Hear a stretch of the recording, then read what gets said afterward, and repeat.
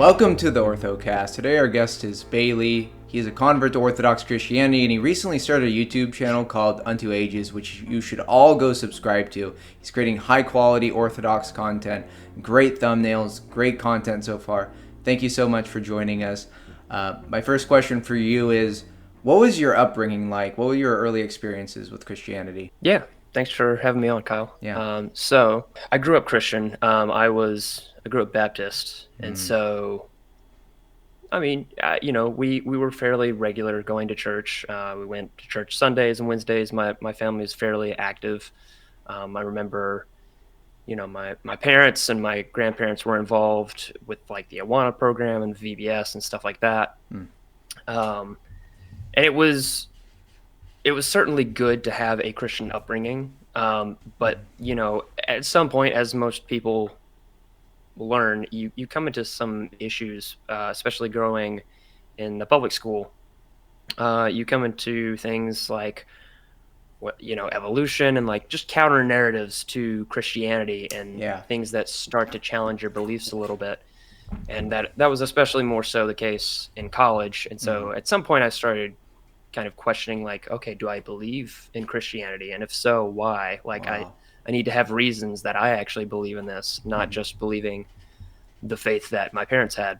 Yeah. And so probably around that time, late high school, early college, that was when I started diving into apologetics and stuff on YouTube. And I found a lot of really good stuff that really strengthened my faith and confirmed to me, like, okay, I think Christianity is true, but theologically I didn't know where I fit Yeah. because I was Baptist by default, and I didn't have any strong reasons why I should believe certain things theologically, like infant baptism or communion's only a symbol or these kinds of things. I didn't have that instilled in me from a young age. I had Christianity instilled in me, like the basics, Yeah. but I didn't have any theology. And so later on, that was kind of where it led, and eventually I found Orthodoxy, but I won't get too far ahead of myself. Yeah. So, looking at all these different online apologetics, who were you listening to? Because me coming from, an atheistic background, I had a lot of questions too. And I didn't know that there was all these different denominations in Christianity. And I was listening to lots of different people that I would not like recommend now, like Wretch TV, Frank Turek. I mean, they have some good stuff. But what kind of people were you listening to? And did they mainly stay on like kind of like generic against atheism apologetics, or did they start to move like more into theology? Yeah, so most of the stuff that I came across was like mere Christianity type Oh, apologetics. okay. So channels like Inspiring Philosophy, Hmm. and Capturing Christianity, modern day debate. Oh, okay. Um, Wow. yeah, so those were kinds of things that I was listening to. Obviously, I wouldn't recommend all of them wholeheartedly Yeah. now necessarily, but there is still like a root of what a lot of they have to say that is still Hmm. true, that we don't have, like, we're not going to argue with people that are arguing for the resurrection, right? Yeah. Like, Hmm. they have a case. Hmm. We might quibble about the paradigm and the way that they go about it, but Yeah. a lot of that stuff is good. And I think most of them were kind of combating like the new atheist movement, Yeah. Exactly. which was very relevant not that long ago, but it Hmm. seems a lot less relevant now. Yeah. And so you're in college, you're consuming all of this apologetics, you're still going to kind of probably a Baptist non denominational church. And so when did you want to take the dive into something deeper? Or did Orthodoxy find you? Or did you ever interested in Catholicism or anything? Or, yeah, what was that next step?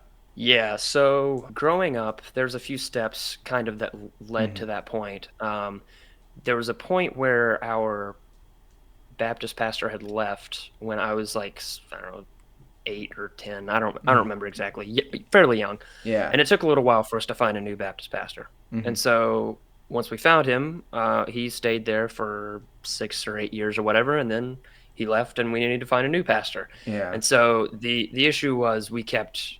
It's not like they kept just leaving, but that's what you do when you're a Baptist pastor. Like Yeah. you just go, you get a better job basically, because that's what it is. Yeah. Um, and so at that point, my family, because I was still living with my parents at the time, this was probably, around that time in high school, college, where we just kind of stopped going because we got burnt out at the pastor leaving thing. And Yeah. so we went to another church that was also Baptist, but it was a non-denomination. It was basically a non-denominational church because it was mega churchy, Yeah. rock band and pastor wearing jeans, the kind of thing. Hmm. So we went to that, and then the pastor there and the music director also left. And so at that point, my parents were just like, you know what, we can't find anywhere where we really fit, and we're just not going to go for a little while. And Wow. that was kind of what I did also. It was a little bit of a juxtaposition for me because obviously I grew up going to church regularly, Yeah. but eventually they started, they had an interest in wanting to go back to church. So they started going back to the original church we were going to because that church had gotten a new pastor at the time, and I wasn't super keen on going back there for other reasons. Hmm. So we were kind of being drawn in different ways, different places for different reasons. And then in college, ironically, I took a course on comparative religion, Oh, and interesting. the professor was Orthodox, actually. Oh, wow. That's And so really she cool. kind of like she Huh. subtly slid in some Orthodoxy within the class because she could do that. Wow. And that was how I learned about Orthodoxy, and just hearing some of the theology and some of the history. Like, I didn't know what ecumenical councils were. I Yeah. didn't know anything that happened before the Reformation. Like all of that stuff just really illumined me and interested me. And that's kind of what started it.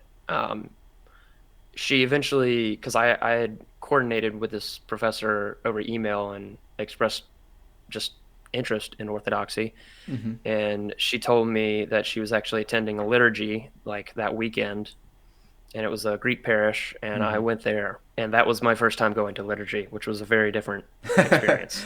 Yeah, how was that? I mean, were you kind of scared with the icons and everything, or did you feel the reverence in it, or what was your takeaway after the first liturgy? I wasn't scared, but it was very foreign because Mm. keep in mind at the time I've only been to like traditional Baptist services and like non-denom ish Yeah. services. So Yeah. I was completely anything liturgical was foreign to me. Hmm. So walking in and it's like dimly lit, and they've got like the chants going off into the side, and they've got icons on the walls, and they've got candles in the back, and people are praying over here, and this incense and stuff. I just didn't know anything that was going on. Now, thankfully, my professor sent me a video of what's going on in liturgy, Nice. um, to so that I wasn't completely, out of fish out of water, I guess. Yeah. But while I didn't understand a lot of it at the time, I will say that I knew intuitively that there was a meaning behind everything that they did, Yeah.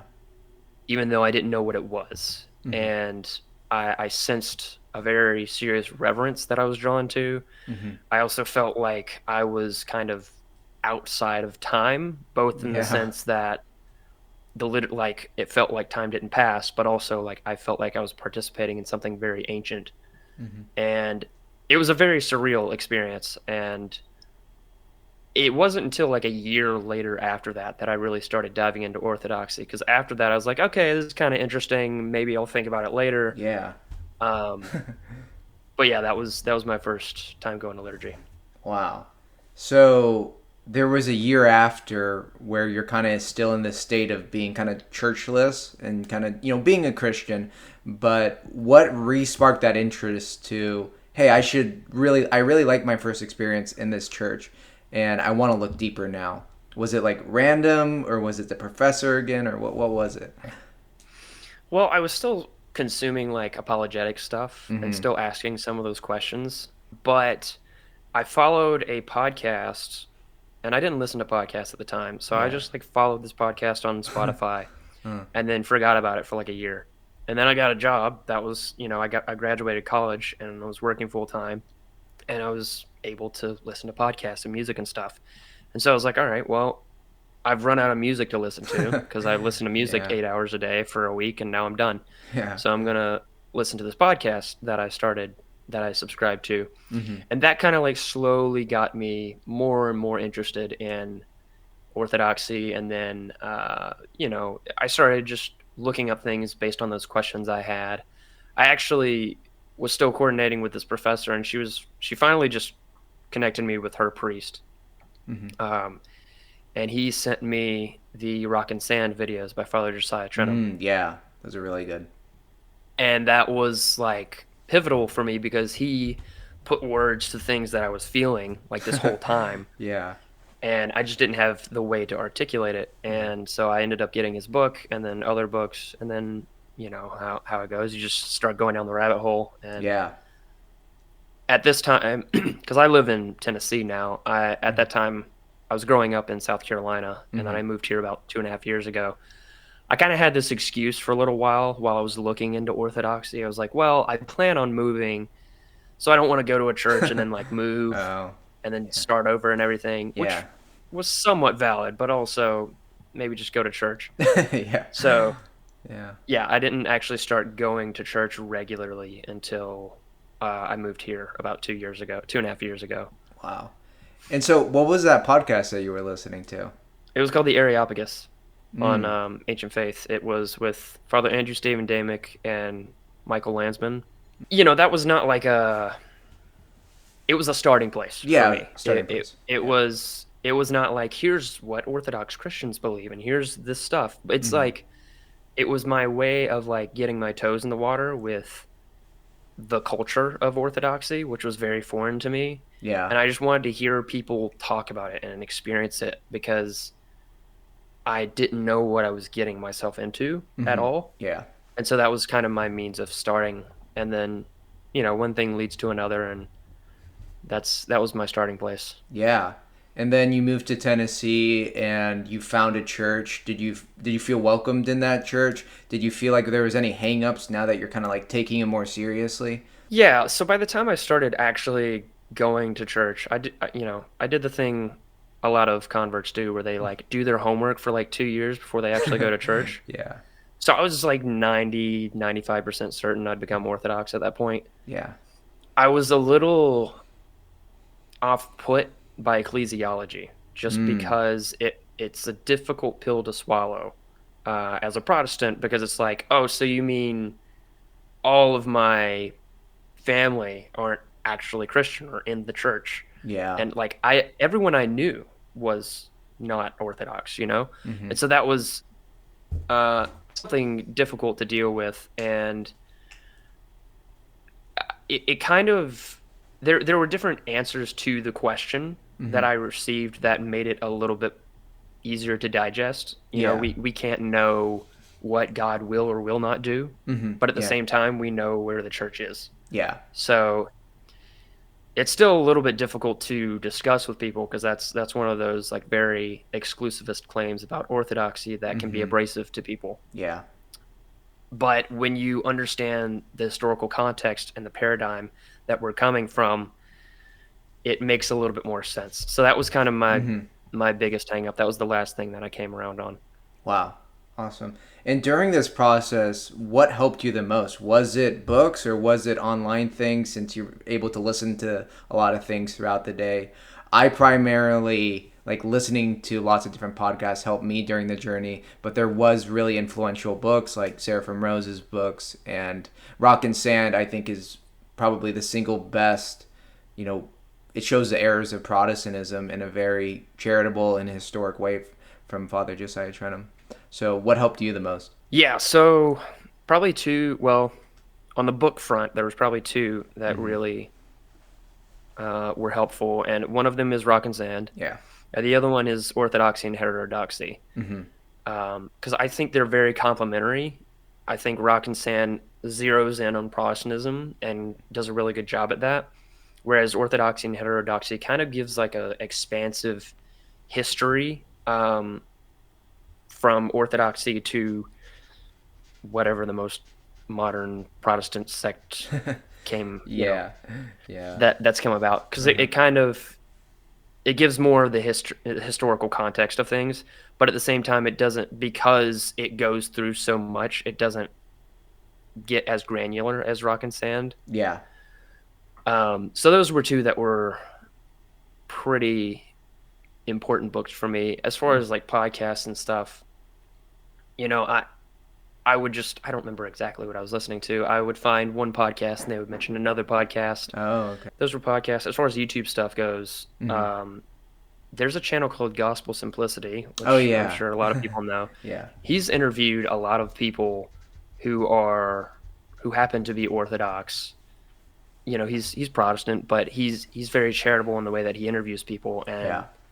he just asks questions fairly objectively, you Mm-hmm. know.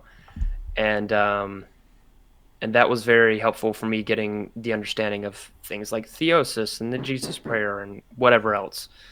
Yeah. Yeah, he is an amazing resource. He's had so many, I think he's had at least like 20 interviews with Orthodox people. I think his channel is really great, and I hope he becomes Orthodox. I know he was at like a Bible college or something and kind of considering Catholicism versus Orthodoxy. And he has lots of good things to say about Orthodoxy, and all his chats, it's just really genuine questions. And it helps like people who are in maybe the more Western mindset, like go and talk with these, Orthodox priest or theologians. Yeah, so yeah, I really like Gospel Simplicity. And Yeah, also yeah. 10-minute Bible hour. He did some Oh, pretty cool like tours of churches yeah, and interviewing priests and stuff. yeah, And that's just stuff that's like transitional pivot, like, you know, it's Protestants, they're Protestant, but yeah. they're willing to ask the question and Hmm. let people speak. And that was just really helpful for me because I wasn't. It's different when you're talking about like Orthodox people talking to non-Orthodox people Hmm. because they're coming from their paradigm already. Yeah, Whereas if you've got a Protestant coming to Orthodoxy asking questions, you know, they're asking the questions that I have basically. yeah, yeah. That makes a lot of sense, and that kind of goes into the need of having people of different backgrounds on YouTube, like lay people too, who maybe I can used to be an atheist, and then I used to be a Catholic, and I think I understand a lot of the mindset that got me out of that, and I think it's helped me reach a lot of people. And with your content, I saw you had a video about how your Protestant upbringing actually prepared you for Orthodoxy, and I think Mm-hmm. your videos are being received very well. So I think it's all part of the journey of being able to reach people. Is like you kind of need to walk in their shoes. And so um, was there any other YouTube channels, or was that kind of the main channels that helped you? Those are the main ones. I came across some that, yeah, and I mentioned this in the very end of my conversion series on my channel. Hmm. I find it difficult to recommend certain channels for everyone more Yeah. broadly because I think everyone has a different temperament, Yeah. and because of their background and you know whatever, Totally. certain content may be more received better by you know it, it depends. It just depends on the person. Yeah, it really So, you know, like does. I came Yeah. across Jay Dyer. Hmm. I was not in a place where I could listen to Jay Dyer. Now I Yeah. am. Yeah. I at the time was listening to a lot of ancient faith stuff. I don't really listen to a lot of ancient faith stuff now. Interesting. So it, Yeah. you know, it just kind of depends on where you are and what's edifying for you. Definitely. Yeah, I think that's really important is the content that you're listening to. It should help your soul, and it's going to maybe you're listening to different content at different points in your life. But that kind of goes into a question that I think a lot of people come across when coming into Orthodoxy, and it we see it in some of these issues like you're talking about ecclesiology and kind of like, having the church and having, being Orthodox is to be a Christian, and we don't know what happens to these other people. But there's kind of these traps that people can fall into on the left and right. Hmm. Converts to Orthodoxy, more left wing people tend to be more ecumenist and trying to like tone that down and say, oh, there's lots of salvation, and every Protestant is saved or every Catholic is saved. It's a spectrum of that, and some of them will even extend that kind of ecumenism to other religions too. And then for the right wing people, they get too exclusivist or too rigorous, almost like a Pharisee, where they're hyper focusing on these like ancient canons and things like that. So do you have any advice of like how to navigate that? Because I think it can be very overwhelming for someone looking into Orthodoxy. Yeah. So that's everything you said there was great. Yeah. Well, just clip that, and that's my answer because I don't know. Yeah. I'm also navigating that. Yeah. So I think you're right. There are extremes. On the one hand, I've spoken to people who, you know, if you're Orthodox, great. Yeah. Don't try and convert other people. That's bad. Yeah. And I'm like, okay, well, if we believe the church is the church, Yeah. then maybe we should be doing that a little bit. But also, there's the question of how do you go about doing that? Mm-hmm. And you can recite like these canons and like throw stuff from councils at them, and like Yeah. maybe they're not going to listen to that because Yeah. you might be objectively right, but if they're not able to listen to it, if they're Yeah. not able to receive that information. So that's something I'm really thinking about with my content, is like I want to speak the truth and love. Yeah. And a lot of people will like speak the truth but not in love, or sometimes people will Yeah. speak love but not fully the truth. Yeah. So there's and I'm sure you're probably familiar, there's a podcast called The Royal Path. Mm-hmm. They're very good at kind of practically breaking this down a little bit, about the traps on the right and the left and not falling too far to either extreme. Yeah. But I guess to converts or people who are looking into Orthodoxy, just be aware that the Orthodox Church has people, and people are fallen, and people, have a tendency to fall into these, left-right dialectic battle, kind of dispositions, and it's not something to be scared of. It's just something that you should be aware of, that it exists. Yeah. And it's difficult to navigate sometimes. Really, the best advice that I received when I was looking into Orthodoxy was, if you hear something, if you're listening to someone that like you can't tolerate, you can't accept what they're saying, then stop listening to them. And that's kind of just like common sense, but it's also difficult because sometimes somebody might be saying a difficult truth that's just difficult for you to hear, and your pride and ego is getting in the way. Yeah. So it's very difficult. There's definitely spiritual warfare involved in that, because Yeah, definitely. I think the best way to get through it is to talk with other people who are in similar positions, and also reading the saints, because if we, Orthodoxy is about acquiring a peaceful spirit, and if we read, great saints like Saint Paisios and, Seraphim Rose, they actually have a very loving and caring view of like how we should talk about Orthodoxy with people who aren't Orthodox. And it's not relativistic where it's just, oh, everything's fine. It's give them a good uneasiness. You don't want to beat them over the head and make them hate Orthodoxy. Sadly, that happens with a lot of people, not just with Orthodoxy, but with anything. Is you get really excited and you're not considerate of the people around you, and they get annoyed because you keep just trying to force a conversation. That's why patience and prayer, preaching the gospel by acquiring that peaceful spirit in you, it's really hard to do, but that's what all called to do. And there's a lot of issues that you should just go to your priest. I mean, that's what's great, is like having the priest, and if you can, go to your bishop. Like bishops visit the church a lot, so find a good leader, follow them. And there's lots of great priests in the Orthodox Church, and there's also lots of bad priests.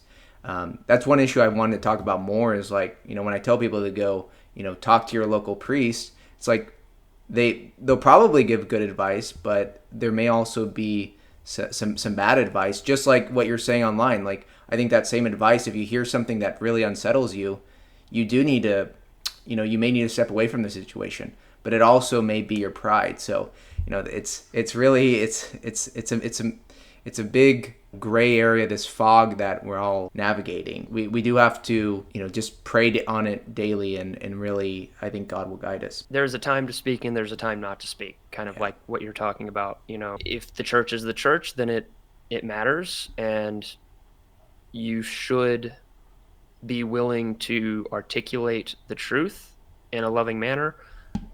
However, you should also, and probably more so, be focused on your own repentance and your spiritual life. And if you show forth the fruits of being someone who is truly transfigured by Christ, then that's going to show to people. There's an old adage even the Baptists have where it's like, oh, you may be the only Bible that anyone ever reads your life. And it's true, So that's something to keep in balance, I think, because a lot of people can do more damage by speaking too much. Definitely. And, I'm sure I'm guilty of that. I've got to find the balance. That's the whole thing. That's the overriding theme within Orthodoxy is finding the balance with all of these things. Yeah, exactly. And that's what I really love about Orthodoxy. And I've really struggled with that balance. When I first started my YouTube channel, I have lots of regrets about, how I did things, and I've been trying to, get on find the balance and go on the royal path, the perfect path. So my last question for you is, you have a history of having some different YouTube channels. So maybe do you want to talk about what you learned from those different, YouTube channels, and then now your latest YouTube channel talking about Orthodoxy? Yeah, sure. Yeah. So I did a gaming channel from 2011 to 2020 or so. Mm-hmm. And, I didn't know what I was doing at all when I started. Yeah.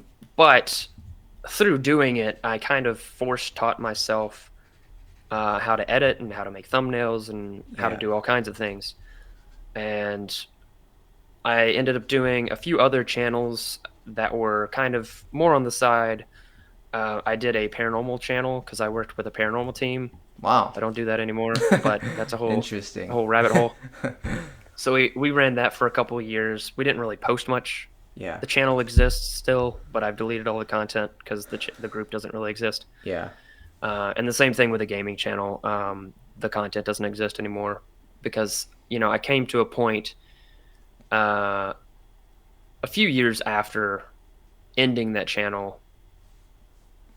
Well, I'll back up because I'll go through chronologically. Basically, when I ended that channel, I decided I wanted to do other things like music, and also, the channel just wasn't growing. I think by the time I finished it, I was around 300 subscribers. Yeah. And I did like close to 1,000 videos or something like that. So I was just like, you know what? I don't want to do this anymore. And at that point, I was pretty convinced that I would never do YouTube again. Mm-hmm. And literally that year, I started 2 other YouTube channels. But but the catch is one of them was a music channel where I would post like vocal covers and stuff. So it's kind of like a portfolio of sorts for me to post vocal covers. Yeah. I haven't really posted much there recently because I live in an apartment. It's hard to do stuff. Yeah. And then the other one ended up being a podcast called Facing the Gates that I did with an atheist and agnostic who were twins, who were friends that I grew up with. Wow. And we did that for about a year and a half. And it wasn't just on YouTube. It's on streaming platforms and stuff. But we did that for about a year and a half, and that was kind of where I took all the apologetic stuff that I learned and kind of put it into a podcast format for discussion. Yeah. So that was, the way that started was we streamed video games, and then we turned off the cameras and then had some drinks and talked about religion and politics, as you do. Yeah. And so we got to a point where we were like, why don't we just record this? Because this is great. Yeah. And so that's kind of what we did. So that podcast still exists, and if people want to go check it out, I would just add the disclaimer. I was not Orthodox at the time. I was close to Orthodox, but not quite. Mm-hmm. And so I don't, endorse everything that I said or the way I said things. But so that was something I did in the interim. I think that ended in 2022, and around that time, I was probably about a year later. I was like, I kind of I don't want people to meet me and then find my gaming channel or vice versa. Mm-hmm. And like there was just a disconnect in terms of the content that I had made. And Yeah. so I eventually decided to unlist all those videos, Mm-hmm. and then eventually I deleted them all. I have them backed up on my hard drive, but you're not going to find them out there. Yeah. So um, I ended up, let's see, actually the way this that kind of brings it full circle to how Mm-hmm. I started Unto Ages, because about a year and a half after we ended Facing the Gates, me and Michael, the agnostic guy, did an update episode just talking about what's going on in our lives in the last year and a half. And I had an idea that was just kind of bouncing around in my head that I do an episode on why I converted to Orthodoxy. Yeah. And so I talked it over with him, and he was like, "Yeah, you should do that." And the reason I didn't do it on the podcast up to that point, because I could have done Mm-hmm. the whole podcast was basically mere Christianity apologetics. Mm-hmm. But I could have done polemics against other Christian denominations. I just didn't want to, because I wanted to present, here's Christianity, here's the different paths. We even did like interviews with different pastors and stuff, Oh so wow. that we did a whole series where we went to 8 different denominations and asked them all like the same series of questions, so you could Really? see where the similarities and differences were. Wow. And I wanted people to just come to their own conclusions after listening to that. That was kind of the point of why I Yeah. didn't really go into polemics. Mm-hmm. And but being that I had become Orthodox, and like we were all 3 of us were kind of in a transient state and moving towards something. Mm-hmm. And being that I had landed somewhere, I thought it was relevant to discuss it. Yeah. But I didn't want to just put it on a podcast where like it's dead, no one's going to listen to it really. Yeah. And I also had people in mind, like family back home in South Carolina or friends, Mm-hmm. that were aware of my conversion to Orthodoxy but didn't really know all the details or why. Mm-hmm. And so I decided to break it up into episodes and put it on this channel, Mm-hmm. Unto Ages. And then once all that is out, I put it on Facing the Gates also.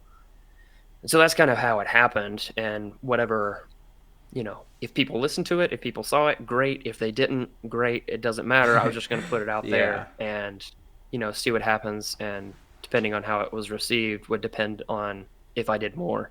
Yeah. And it did pretty well. So I will be doing more.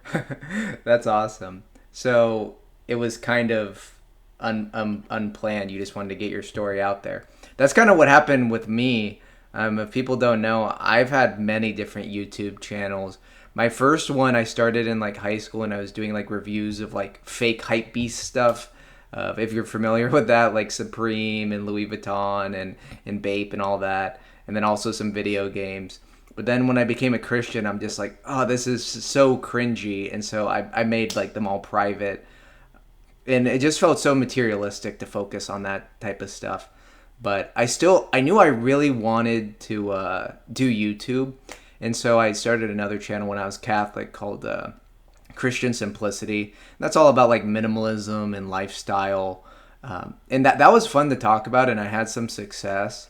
But I just got burnt out like trying to create ideas about there just wasn't that much to talk about minimalism and lifestyle up to a certain point. And then when I started, looking into Orthodoxy, I'd made all these Catholic friends, and I wanted to show them like why I was leaving the Catholic Church, and so that's why I made my first video. Kind of like you, I just wanted to send it to my friends. I'm like, I want to make a full presentation so they really understand why I'm leaving. So I spent a long time just making the presentation, and I kept practicing it. And I'm like, well, might as well just record it. And so I recorded it a bunch of times, and then I uploaded the best one. And then it actually did pretty good. And then I decided to send it to Jay Dyer, and then he shared it, and I was really happy with that. And that's what is really hard when you're first starting YouTube. It's so hard your first 1,000 subscribers. And like lots of channels, like you were saying, you made 1,000 videos on this channel, and and it didn't grow. It's just so hard to grow at that start. And that's why if you do want to start a YouTube channel, you really need someone to like give you a hand, like give you some of their like audience, or like if they share your videos and you have this same audience, that's the best way to get past that 1,000 subscriber mark. Because once you get past that, it gets way easier, because then you've got like a reoccurring audience, and then if a video is really interesting, they'll share it with other people. But yeah, I've really enjoyed doing YouTube and seeing other channels. Like it's so awesome to see like new high quality channels like yours, and Harmony is another good one where they started making like this high quality stuff. And so yeah, what are your goals for the channel? Are you just kind of like riding it now that you've had some success, and kind of just gonna see where it goes? Yeah, so it's funny you mentioned, like, one thing I will say, YouTube works a lot differently than it did 5-10 years ago. So when I was doing the gaming channel, you had to like figure out tags, and like you had to figure out how the algorithm worked, and you had to play like the YouTube game, and you still had to play the YouTube game, but YouTube kind of does a lot of the work for you. It will feed your videos to people through the algorithm in a more automated way than it used to. Yeah. So I think that's really probably the only reason this channel has grown, honestly, because I'm not really doing anything that differently from what I've done in the past, except for maybe being a little more clickbaity, I guess, but within reason. Like it's not misleading. It's just you got to do the YouTube thing a little bit. You do, yeah. I was looking at your thumbnails and titles, and yeah, they're really good. I understand why people are clicking on it. Yeah. Sorry, what were you gonna say though? Yeah. So it took a little while for it to start going, actually, because like the first 5 videos, like nobody was paying attention to, and I was like, well, is this going to be another kind of situation, or is it ever going to grow? And then that 6th video, Orthodoxy is historically consistent. Yeah. For some reason, the algorithm liked it, and it it just got a lot more attention, and soon so did the other videos as well. And then the videos that came out after were just performing a lot better. And so I wasn't really doing anything. I was like, I'm just going to see what happens as these come out week by week. And once I saw that it was growing, I was like, okay, well, I'm going to do more. And I started writing other stuff probably around the time that 6th or 7th episode came out. But I wanted to clear it with my priest first before getting too far. Yes, yeah, of course. and he, I sent him, once all the episodes were out, I sent him like some of the top comments. I sent him, the statistics and stuff, just so he can see like, hey, this is what has happened. Yeah. And so the good news is I will be continuing. Yeah. I have 2 series that I'm planning on doing this year, kind of similar, in a similar format to my conversion series. One is going to be an apologetic for the Christian faith, kind of targeting Christians or targeting skeptics, really. Like if my first series targeted Christians and why they should be Orthodox, the next one's going to be, people who are agnostic or skeptical, a little bit like friendly to Christianity, but not quite on board. Just kind of presenting a lot of that apologetic stuff that I came across when I was Protestant, strengthened my faith, and I think that gives a good case for Christianity. And then the other one I'm planning on doing is I haven't worked on it quite as much, but it's basically arguments for God's existence in a presuppositionalist way. So probably right now I'm trying to do like a tag kind of thing, but it's going to be like a series targeting, the secularists, spiritual but not religious type people, explaining like, hey, you have all these beliefs and you believe that they're true, but you don't have a basis for any of them. And here's where it comes from. And that one needs a little bit more workshopping.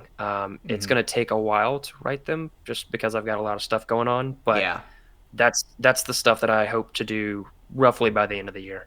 Yeah. Wow, that sounds really great. I'm really excited. Make sure to not burn yourself out. It's really easy because I was so excited when I started having a little bit more time to just make so many videos. So just make sure to do other things too, and like also focus on your faith. Just for anyone who creates content out there. But I think this is a great place to end it. Everyone definitely go Mhm. subscribe to him. He's got a lot of great stuff coming. I really enjoyed this conversation. Thank you so much. God bless. Cool. Thank you.